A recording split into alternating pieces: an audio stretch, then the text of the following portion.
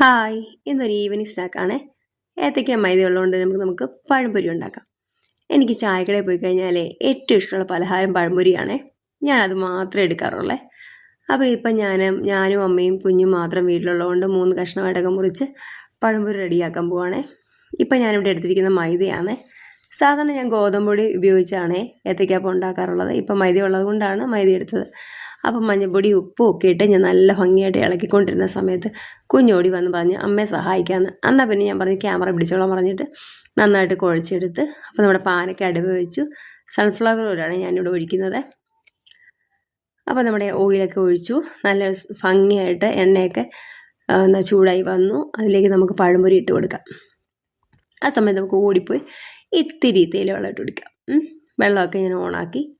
Induction കുക്കറിലാണ് ഞാൻ വെള്ളം വെക്കാറുള്ളത്. അപ്പോൾ ആ സമയത്ത് വെള്ളമൊക്കെ കുറച്ച് സമയം നോക്കിയിരുന്നേ. ഇന്നൊരു തണുത്ത കാലാവസ്ഥയായിരുന്നേ. വൃശ്ചിക മാസമായി കഴിഞ്ഞാൽ ഒരു തണുത്ത കാലാവസ്ഥയാണ് മൊത്തത്തിൽ പത്തനംതിട്ടയിൽ. അപ്പോൾ ആ സമയത്ത് നമ്മുടെ വെള്ളമൊക്കെ തിളച്ച് വന്നു. തേയിലയൊക്കെ ഇട്ടു. വെള്ളമൊക്കെ തിളച്ച് ആദ്യം ഞാൻ അമ്മയ്ക്ക് വേണ്ടി പഞ്ചസാര ഇടാതെ കുറച്ച് തേയില വെള്ളം എടുത്ത് മാറ്റി വെച്ചു. അപ്പം നമ്മുടെ പഴംപൊരിയൊക്കെ നല്ലതായിട്ട് മുരിഞ്ഞ് വന്നിട്ടുണ്ട്. നമുക്കത് അരിപ്പിലോട്ട് മാറ്റാവേ.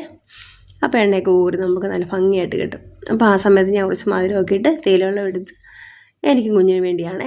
അത് കഴിഞ്ഞിട്ട് ഞാൻ അമ്മയും കുഞ്ഞും കൂടെ വെളിയിലൊക്കെ വന്നിരുന്ന് തേയില വെള്ളവും പഴംപൊരിയൊക്കെ കഴിച്ചിട്ട് ഞാൻ അലക്കാൻ വേണ്ടി പോയി. ആ സമയത്താണ്ട് ഒരാളവിടെ വന്ന് കുസൃതി കാണിക്കുവാണേ, എന്നെ ശല്യം ചെയ്യുവാണേ.